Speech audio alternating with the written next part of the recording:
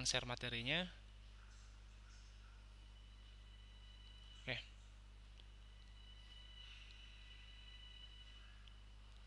Nah, jadi ini ya, materi kita yaitu tentang PHP ya, pemrograman PHP. Nah, jadi pemrograman PHP itu atau PHP itu sendiri dulu ya, kepanjang dari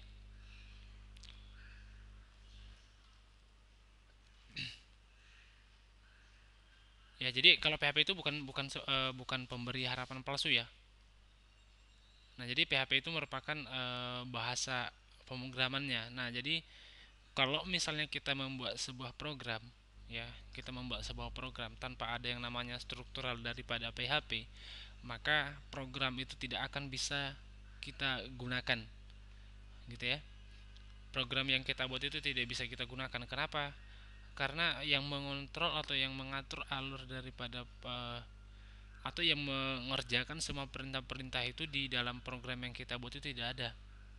Nah, kalau misalnya kita sisipkan yang namanya PHP, maka apapun program yang kita buat di program kita itu akan berjalan ya sesuai dengan fungsi yang kita harapkan. Oke. Nah, jadi PHP itu nanti disisipkan ya atau digunakan di berbagai eh, ya di berbagai tag di dalam HTML gitu ya. Nah, jadi kalau misalnya kemarin kita sudah belajar yang namanya HTML, itu bukan bahasa pemrograman ya. Kalau HTML itu bukan bahasa pemrograman. Nah, jadi HTML itu merupakan eh, seperti yang saya jelaskan kemarin, hypertext markup language. Nah, jadi kerjanya itu nanti si HTML itu hanya mengkonversi setiap tag-tag atau setiap perintah yang kita buat ke dalam bentuk visual. Nah, sedangkan yang namanya HTML tadi itu dia bekerja sebagai client server ya, client side. Nah, jadi dia hanya bekerja di dalam satu atau di dalam di bagian kliennya saja, client side-nya. Nah, sedangkan PHP ini ya, sedangkan PHP-nya itu dia bekerja di server side. Nah, nah jadi ada banyak hal nanti yang bisa kita gunakan, yang bisa kita pakai di dalam pemrograman PHP ini. Misalnya ketika kita mau melakukan koneksi ke database dengan program yang sedang kita bangun atau yang sedang kita buat, maka kita akan gunakan nanti yang namanya tag PHP. Nah, kalau misalnya kita gunakan HTML murni itu nggak bisa sama sekali. Nah, itulah makanya saya bilang tadi PHP ini dia sangat membantu kita untuk uh, membuat struktural daripada program yang kita buat. Oke. Nah, seperti yang saya sampaikan tadi, bahwasannya PHP itu adalah bukan pemberi harapan palsu, ya. Tapi PHP itu merupakan bahasa pemrograman, ya, bahasa pemrograman. Nah, ada beberapa hal yang perlu kita perhatikan kenapa kita harus belajar PHP. Nah, yang pertama itu sangat simple ya, simple and to the point. Dalam artian proses penggunaan daripada PHP itu sangat simple ya, dan sangat mudah dipahami, khususnya untuk bagi para pemula gitu. Nah, kita contohkan di sini. Eh, ada bahasa pemrograman Java nih. Ya, ada bahasa pemrograman Java dan PHP. Nah, jadi kalau misalnya kita lihat dari struktural yang ada di sini, bahwasannya ya, misalnya ini Java ya. Ini Java. Nah, kalau misalnya kita lihat strukturalnya, maka ini sangat membuat eh, para pengguna atau para eh, pemula akan kebingungan memahami hal demikian. Kenapa? Strukturalnya itu sangat banyak sekali. Ya, kita buat dulu kelasnya, kita padahal nanti tujuannya sama loh. Kita hanya mau mencetak yang namanya hello saya adalah PHP, hello adalah saya PHP. Nah, kita hanya mau mencetak ini, tapi kalau misalnya kita gunakan yang namanya bahasa pemrograman Java, maka kita harus membuat dulu kelasnya, baru kita buat functionnya, kita deklarasikan lagi stringnya, baru kita print. Nah, jadi ini sangat sangat banyak sekali ya, banyak sekali step-step yang harus kita lewati ketika kita mau menggunakan atau mencetak sebuah kalimat yang namanya hello saya adalah PHP. Nah, jadi ini banyak banyak yang kita gunakan kalau misalnya yang kita pakai bahasa pemrograman Java. Nah, berbeda dengan yang namanya PHP. Nah, kalau PHP cukup satu baris saja. Kita gunakan perintah echo, ya echo ya. Echo, kemudian kita buat petik dua dan kita masukkan yang namanya kalimatnya apa gitu. Nah, secara otomatis ketika nanti program kita jalankan, maka ini akan tercetak atau tampil di browser kita. Seperti itu ya. Nah, kemudian di bagian ya alasan yang kedua itu yaitu prerequisite ya. Nah, ini sangat mudah ya, sangat mudah diimplementasikan untuk HTML dan CSS. Nah, kemudian hal yang perlu diperhatikan lagi yaitu ketika kita menggunakan PHP itu yaitu ini gratis dan open source. Nah, jadi gratis ya, tidak perlu kita beli. Ya open source. Jadi open source itu maksudnya siapa aja yang ingin mengembangkan, yang ingin membangun, yang ingin membuat sebuah aplikasi dengan menggunakan yang namanya PHP itu ya dipersilahkan, bebas ya, open source. Tidak maksudnya free, tidak berbayar itu istilahnya. Nah, jadi di sini ada beberapa versi PHP. Nah, sekarang itu uh, berada di 742 ya. Nah, 742 coba kalian perhatikan ini materinya saya buat di semester yang lalu. Iyalah, setahun yang lalu ini saya buat ini. Nah, di versi yang 724. Nah, sekarang sudah berada di versi 742. Nah, dalam artian apa? Seiring dengan berjalannya waktu ya, seiring dengan berjalannya waktu maka PHP itu atau bahasa pemrograman PHP itu tetap dikembangkan ya. Dia mengikuti dengan alur ya, dia mengikuti tren daripada perkembangan teknologinya gitu. Apalagi sekarang tuh makin makin hari makin uh, bertambahnya waktu, makin berjalannya waktu, muncul bahasa-bahasa pemrograman yang baru. Contoh, sebelumnya kita belum pernah mengenal yang namanya bahasa pemrograman Python ya. Nah, sekarang setahun beberapa beberapa bulan yang lalu itu sudah ada ya dirilis bahasa pemrograman yang baru namanya Python. Nah, jadi PHP ini dia mengikuti terus perkembangannya. Ya, dia ikuti perkembangan. Sejauh mana teknologi itu berkembang, maka PHP itu akan secara otomatis dikembangkan juga supaya nanti program yang kita buat bisa berjalan di platform-platform yang sudah disediakan atau yang sedang dikembangkan. Seperti itu ya.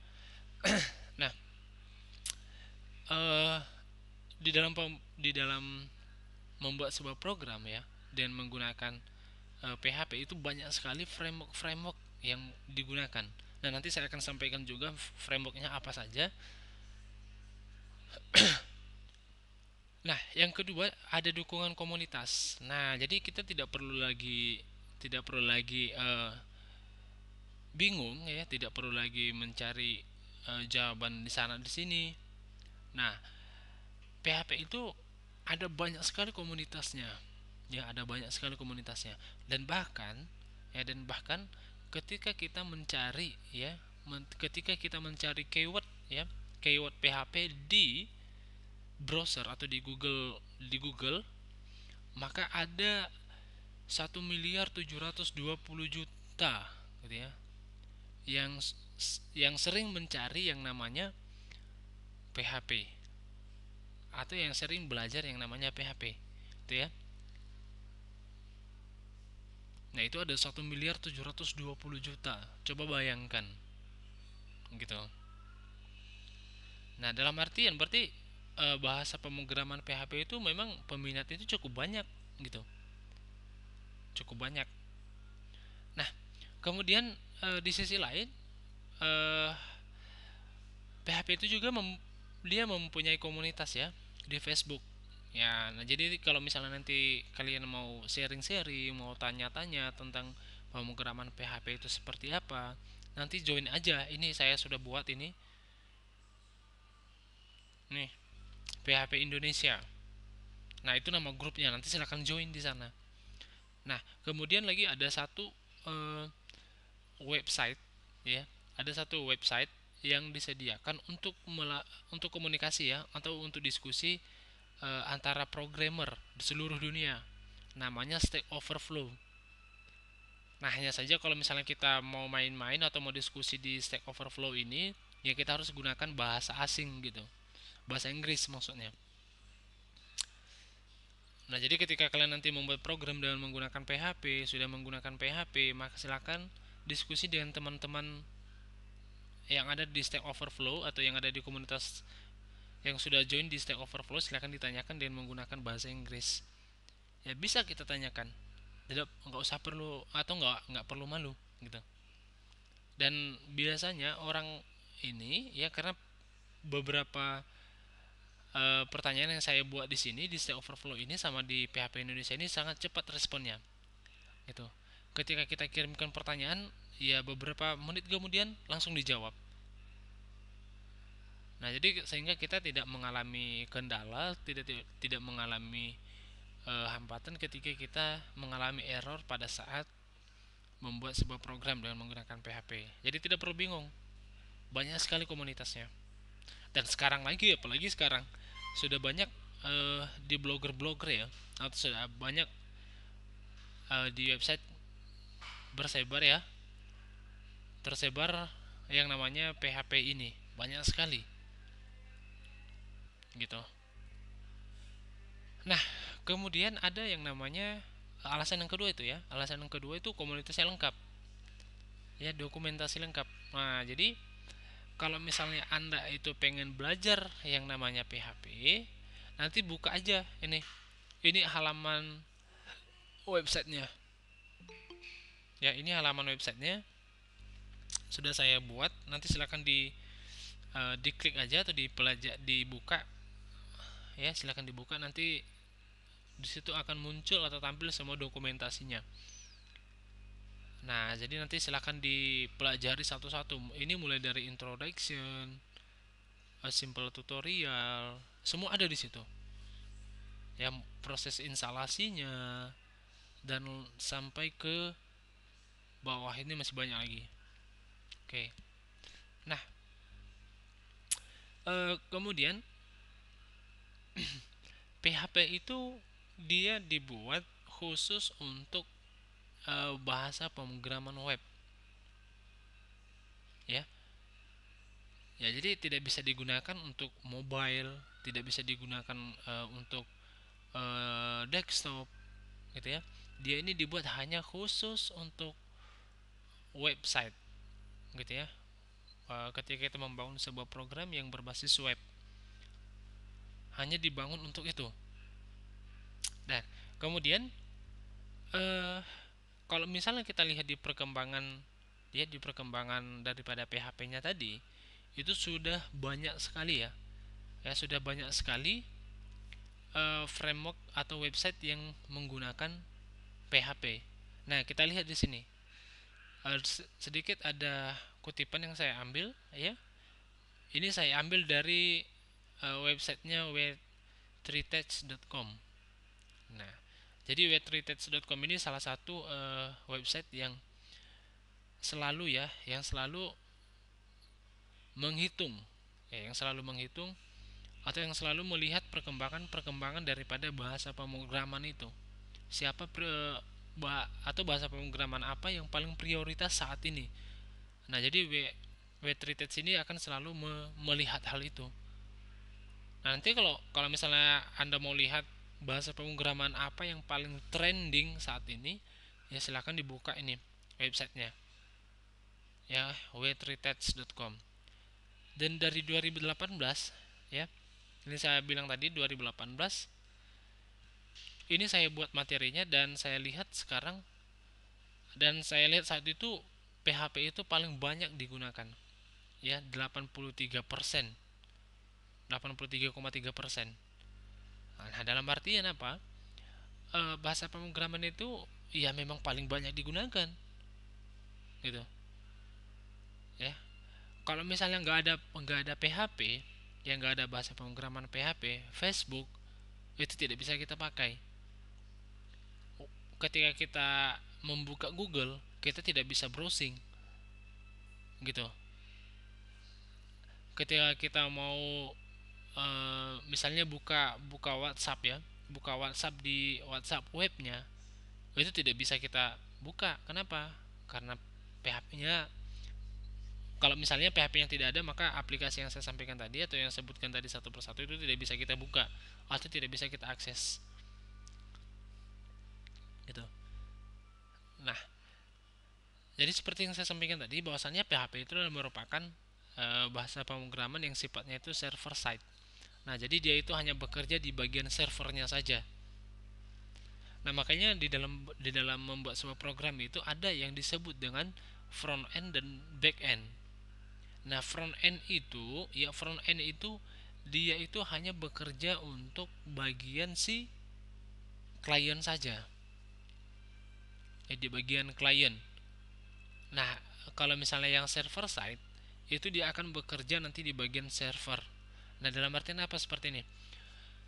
Eh, ketika kalian melihat ya, ketika kalian login di portal mahasiswa, kalian pernah login di portal mahasiswa nggak?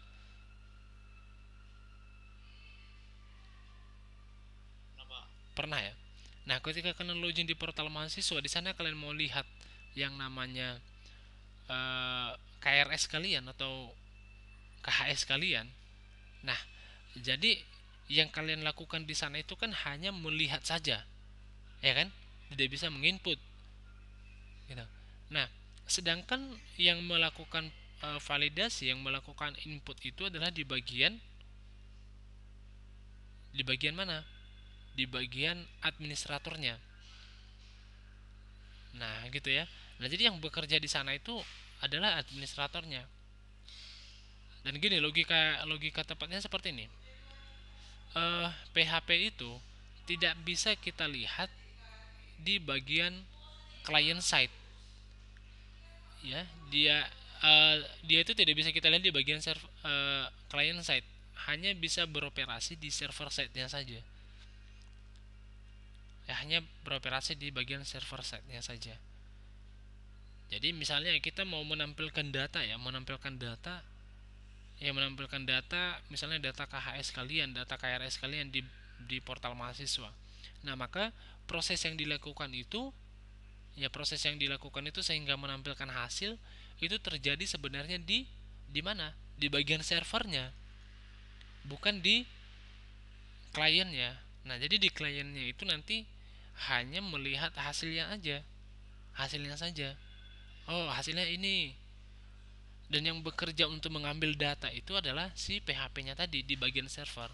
Dia akan mencari sesuai dengan permintaan daripada penggunanya, gitu. Paham ya? Oke. Oke, misalnya lagi seperti ini. Sekarang itu banyak website besar yang menggunakan PHP. Contoh seperti yang saya sampaikan tadi ya, Facebook, Yahoo, Wikipedia, Flickr, gitu ya. Banyak sekali yang menggunakan website yang besar atau perusahaan besar yang menggunakan PHP, gitu. Dan kemudian di sisi lain juga, ya, ada banyak sekali konten manajemen sistem, ya, atau CMS yang menggunakan PHP. Contohnya apa? WordPress, Joomla, Drupal atau Moodle. Nah, jadi eh, website ini atau CMS ini mereka menggunakan yang namanya PHP juga. Pernah kalian buka WordPress nggak? Saya rasa kalau misalnya kalian sering browsing di internet, biasanya nanti artikel-artikel itu bisa juga kita dapatkan di bagian atau di web yang namanya WordPress, gitu ya. Nah, jadi nanti bisa kita lihat di sana. Dan biasanya WordPress itu itu memang menggunakan yang namanya PHP di dalamnya. Hanya saja kita nggak bisa ngelihat karena seperti yang saya sampaikan tadi, PHP-nya itu hanya bekerja di server site-nya saja, gitu. Nah, kemudian untuk bahasa pemrograman PHP itu ada beberapa framework yang bisa kita gunakan. Nah, framework itu merupakan kerangka kerja, ya, kerangka kerja yang mampu membantu kita nanti untuk mempercepat proses pembuatan project, proses pembuatan aplikasi. Ibaratnya gini, ketika seseorang ingin membangun sebuah rumah, ya, ketika seseorang ingin membangun sebuah rumah dan sudah ada yang namanya kerangkanya, maka proses pembuatan rumah itu akan memiliki durasi atau waktu yang cepat. Ketika kita bandingkan dengan seseorang yang ingin membangun rumah tanpa ada konsep, ya, tanpa ada konsep atau tanpa ada struktur daripada pembangunan rumahnya. Nah, jadi itu akan membuat waktu atau memakan waktu yang cukup lama. Nah, dan itu kalau misalnya kita analogikan dalam kehidupan sehari-hari, ya. Nah, jadi kalau misalnya di dunia programming itu juga dia memiliki yang namanya kerangka kerja. Nah, kerangka kerja atau framework itu ada yang namanya coordinator, gitu ya. Ada yang namanya coordinator, ada yang namanya framework Cake PHP, ada yang namanya framework Laravel, ada yang namanya framework Y framework, ada yang namanya framework Symfony, dan lain sebagainya, gitu ya. Nah, kemudian ini ada satu framework untuk CSS dan HTML yang namanya Bootstrap. Nah, jadi Bootstrap itu merupakan kerangka daripada CSS. Nah, kenapa kita harus menggunakan juga framework Bootstrap? Nah, tujuannya itu supaya mempermudah kita atau mempercepat kita menghias, membuat warna, ya, membuat warna dan uh, membuat sebuah halaman web kita itu lebih responsif. Seperti yang kita pelajarin kemarin tentang yang namanya Bootstrap. Nah, itu sangat membantu kita, gitu.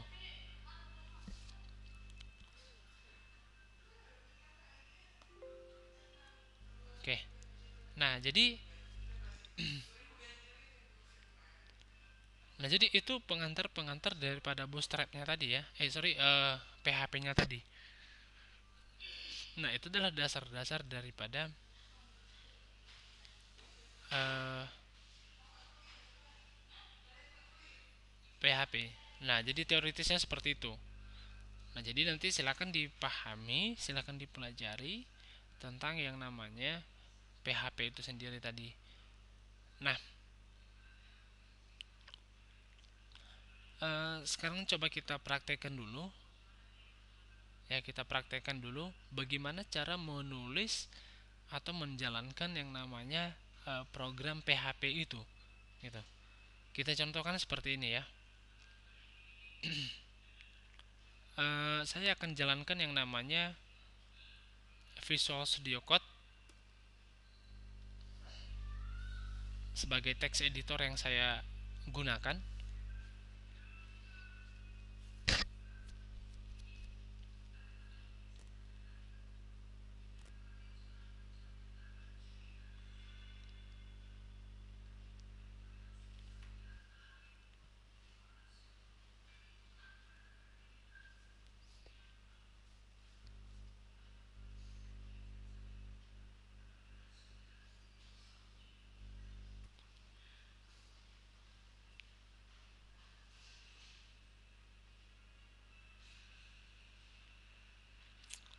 Nah, yang perlu diperhatikan ya, yang perlu diperhatikan ketika membuat sebuah program dengan menggunakan PHP, maka kita harus membutuhkan yang namanya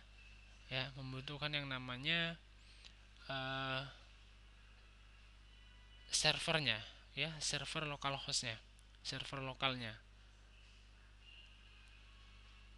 Karena program yang kita buat ini masih berjalan di laptop yang kita di laptop kita sendiri, maka kita harus butuh yang namanya server, tempat kita menyimpan, ke tempat kita menyimpan semua script yang kita buat nantinya, atau tempat kita menyimpan project kita. Nah, kita lihat di sini. Nah, maka yang perlu saya aktifkan itu adalah Apache-nya. Nah, Apache itu merupakan server ya. Server untuk menampung, untuk menyimpan project-project atau program-program yang kita buat dengan menggunakan bahasa pemrograman PHP. Kenapa harus kita jalankan itu? Ya memang itu prosedurnya. Kalau misalnya tidak kita jalankan yang namanya PHP-nya, maka project atau program yang kita buat tadi di PHP-nya tadi tidak akan berjalan dengan optimal gitu. Nah, seperti yang saya sampaikan tadi, bahwasannya PHP itu kan dia bahasa pemrograman yang sifatnya itu server side. Nah, jadi kita harus simpan di dalam satu server. Nah, gitu. Nah, diperhatikan cara-caranya.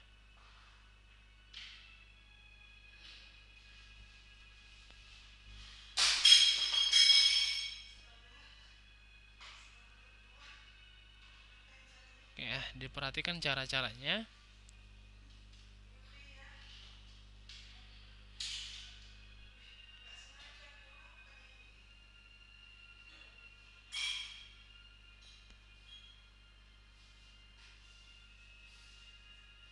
Sebentar ya, saya aktifkan dulu SAM-nya.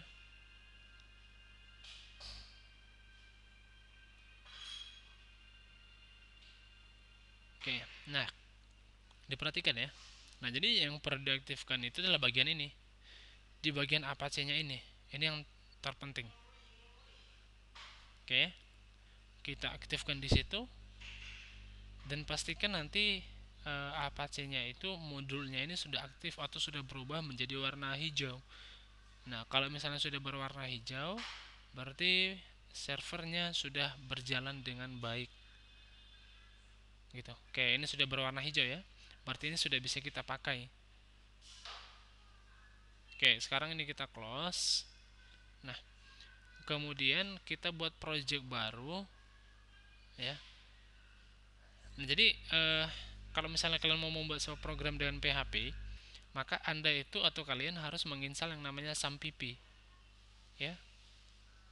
SAMPP-nya sebagai server localhost-nya. Nah, kita double klik yang namanya SAM-nya. Nah, disinilah kita menyimpan project-project yang akan kita bangun. Nah, ini project saya di sini sudah banyak, gitu ya.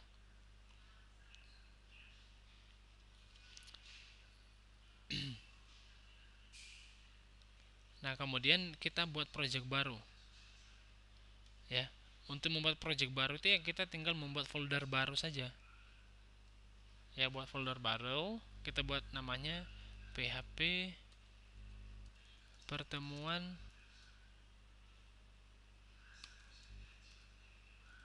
pertemuan 10 TIP 1906 PHP. Oke ya. Nah, jadi materinya adalah ini, pertemuan 10. Atau project kita adalah ini.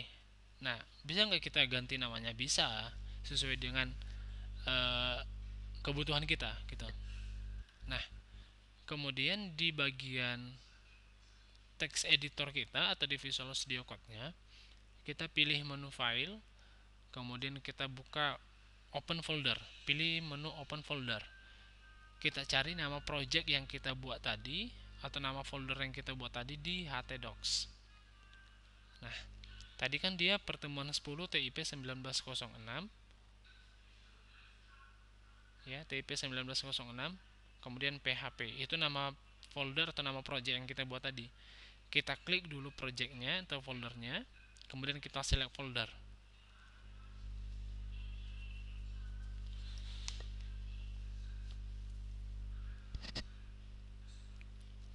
Oke.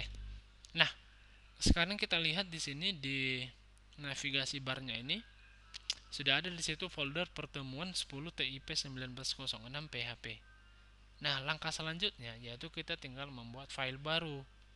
Yang kita klik kanan dari sini boleh, atau kita klik aja di sini yang ada new file, icon new file. Oke, kita buat namanya index.php. Itu ya.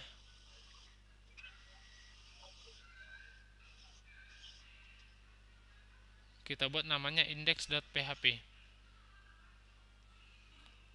Nah, kemudian untuk menuliskan coding program dengan menggunakan PHP-nya tadi,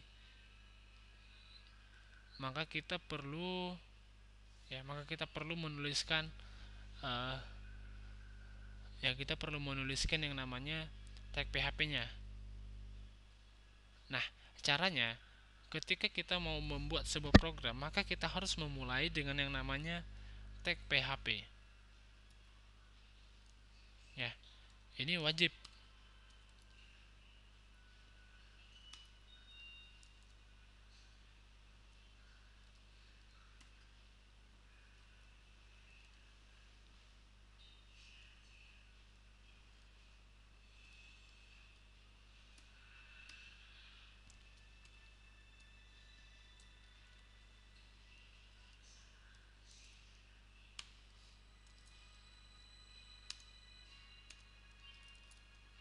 Nah, jadi seperti ini aturannya ya. Itu wajib kita membuat uh, atau menuliskan seperti ini. Ya, kita buka tanda lebih kecil, tanda tanya, kemudian kita buat dengan PHP. Tuliskan PHP-nya. Baru nanti kita tutup dengan tanda tanya. Ini merupakan pembukaan dan ini penutupnya. Baru kita tutup dengan tanda lebih besar.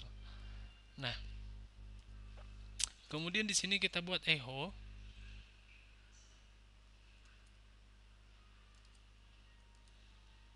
Nah, ini kita buat echo seperti yang kita buat tadi. Kita buat misalnya hello,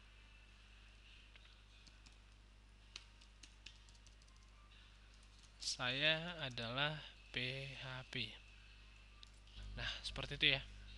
Nah, kalau misalnya kita sudah membuat seperti ini, ya kita mau mencetak sebuah kalimat, maka kita bisa jalankan programnya. Kita lihat dulu hasilnya, apakah benar. Bisa kita jalankan. Kita lihat ya. Kita buat sini localhost slash pertemuan 10 TIP 1906, kemudian kita buat PHP, enter. Nah, jadi tampil ini, lihat. Nah, ini sekarang tampil.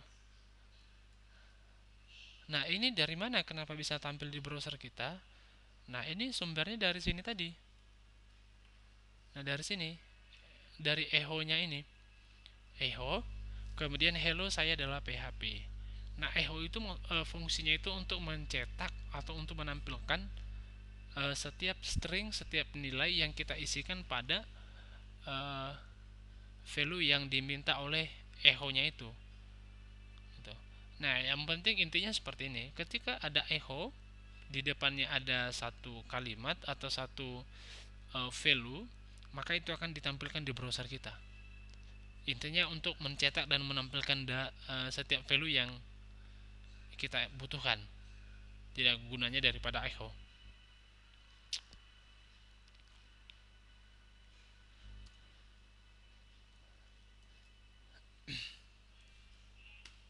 Nah, seperti itu ya. Kira-kira ada yang mau ditanyakan dari penjelasan yang saya sampaikan tadi? Nggak ada, Pak.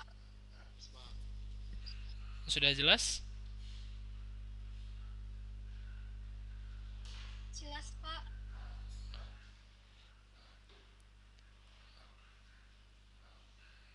Oke, baik.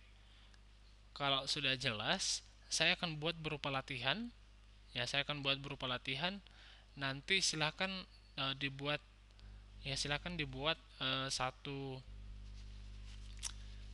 satu program sederhana, ya, satu program sederhana menampilkan kalimat, eh, yaitu nama, sorry, menampilkan identitas kalian, yaitu npm nama, silakan dicatat ya, npm nama, kelas, jurusan, npm nama, kelas, jurusan, dan alamat. npm nama, kelas, jurusan, dan alamat. Nah, jadi seperti yang kita praktekkan tadi, ya silakan dibuat dan ditampilkan hasilnya di browser. Nah, jadi nanti tugasnya itu setelah programnya jalan, coding programnya di copy, dimasukkan ke Word, ya, atau dimasukkan ke Word, kemudian hasil program itu di screenshot, kemudian dimasukkan ke dalam Word juga. Sudah? Kemudian nanti setelah dimasukkan ke dalam Word, silakan buat nama Anda, ya, di dalam Word-nya buat namanya, nama lengkapnya, dan kemudian nanti silakan dikirim di Classroom. Diposting aja di beranda Classroom ya.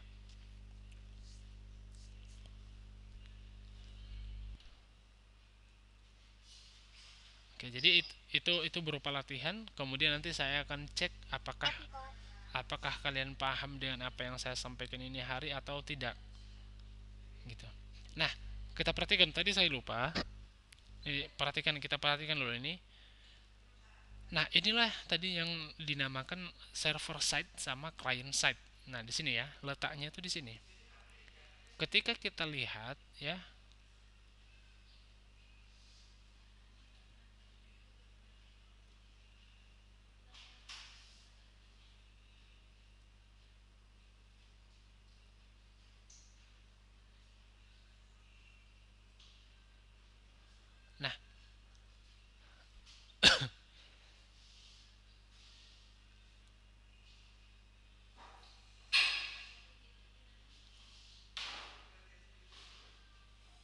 Nah, kita lihat ini ya. Nah, kalau misalnya kita lihat, inilah yang saya sampaikan tadi. Ya, ini yang saya sampaikan tadi bahwasannya eh, bahasa pemrograman PHP itu tidak akan pernah ditampilkan di sini. Coba kita lihat scriptnya ini kan, ini ada PHP-nya, ya kan? Ada PHP-nya. Ketika kita lihat scriptnya, yang ditampilkan itu adalah HTML. Padahal kita nggak ada menuliskan sama sekali tadi yang ini, ya kan? Nah, jadi setelah kita uh, implementasikan, setelah kita jalankan programnya, maka ini PHP-nya tadi hanya bekerja di server side dan dia menampilkan setiap nilai ini, setiap nilai atau value yang kita buat. Inilah yang ditampilkannya. Hanya ini saja. Gitu. Berbeda dengan HTML. Nah, kalau misalnya di HTML, ketika kita nanti lihat sumber daripada scriptnya ini, maka dia akan tampilkan semua. Gitu. Nah, kita lihat ini. Nah, ini nggak ada nih tag PHP-nya. Yang ada langsung value-nya tadi yang ditampilkan. Nah, jadi PHP-nya tadi seperti yang saya jelaskan, bahwasannya dia itu bekerja hanya di server side-nya saja. Ketika ada request data, ketika ada permintaan data, disitulah si PHP itu bekerja. Kemudian ditampilkan di browser kita. Gitu. Oke? Ada yang mau kita diskusikan kira-kira?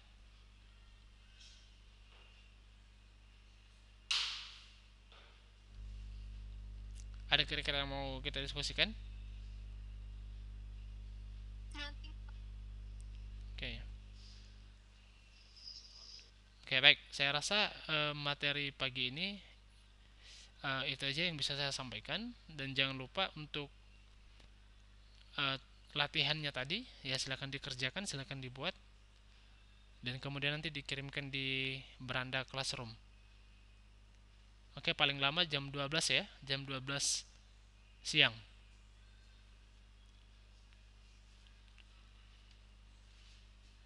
Atau jam 12 malam lah, jam 12 malam. Terakhir. Oke ya. Oke. Untuk absensi tidak perlu, nggak usah diisi di classroom ya.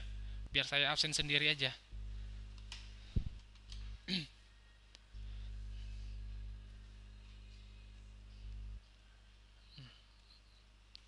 Oke, baik. Saya rasa itu aja yang bisa saya sampaikan untuk hari ini. Sampai jumpa di pertemuan berikutnya. Selamat pagi. Lagi, Pak.